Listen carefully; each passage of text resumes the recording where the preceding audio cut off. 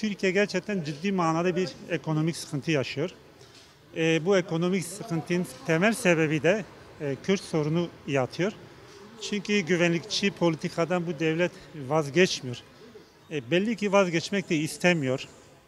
Yani çok sıkıştıklarında ortaya bir şey atıyorlar. İşte barış süreci, çözüm süreci gibi işte kavramlar altında kamuoya yine bir gündem açıyorlar. Ama bakıyorsun ki özellikle bu e, AKP ve MHP e, iktidarında bunların böyle hani barışa yönelik, çözüme yönelik bir niyetleri olmadıklarını apaçık ortadadır. Yine kamuoyu yanıltmaktır. Dolayısıyla bu kayyumi de biz biraz da oraya bağlıyoruz. Yani savaş bütçesine nasıl bir şey bulabiliriz diye bir kaynak.